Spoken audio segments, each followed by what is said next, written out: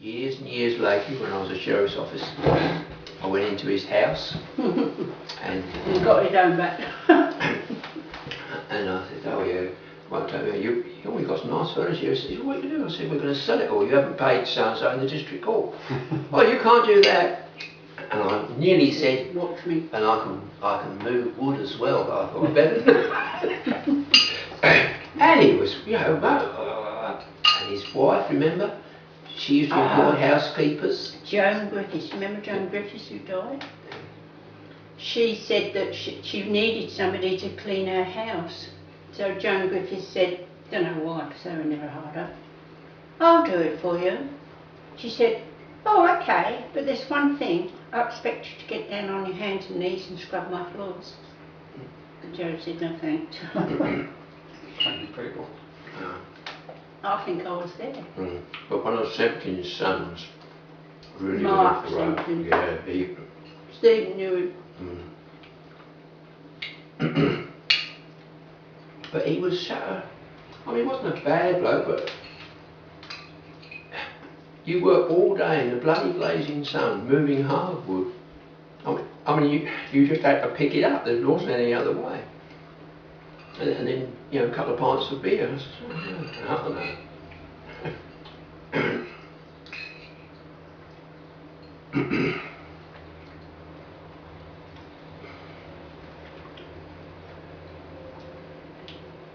But I tell you what, those houses with hardwood frames, if you look after them, they'll last a long than this bloody pine stuff. There's a lot of houses going up now with steel frames. Now, sooner or later, it's going to rust away. You reckon? Might take another Most of it's galvanised, but I've read that gal's good for, or guaranteed for 30 years, but you won't get any couple of 100-year-old houses, I don't think. And another thing, modern frames, softwood, and they're gang nailed together, you know those silver things, and they're just stamped in. That prong is that big. Right. It's only thin.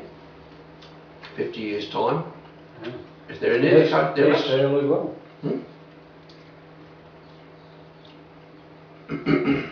Well, I thought these metal frames were better than the wooden ones because you wouldn't get termites.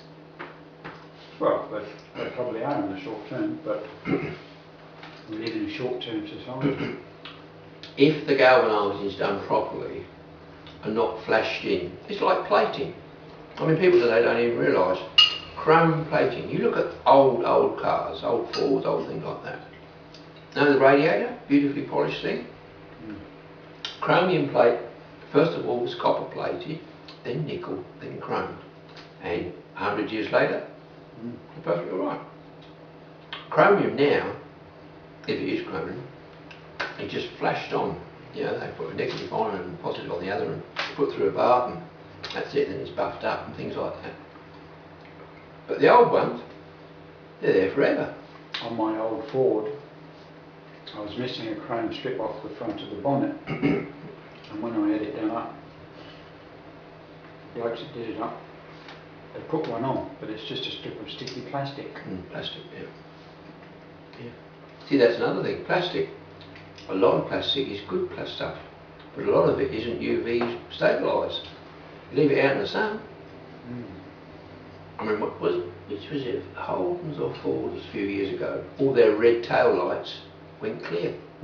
A whole bloody batch of them. Hundreds and hundreds and hundreds of them. And I still don't like the modern cars with white tail lights. You know, they've got red LEDs and things. They just don't look right.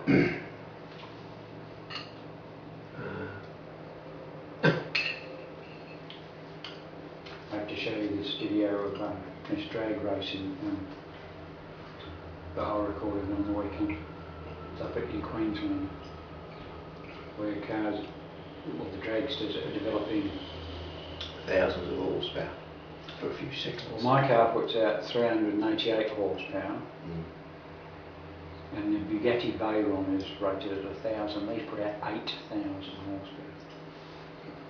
Oh yeah, Ford's. It was in the Herald the other day. I meant to cut it out, boy. They're going off. going ahead with the V8s, not the GT, but some other. I'll turn this off. Oh, good. Actually, I might get some video. Yeah, turn it off. No.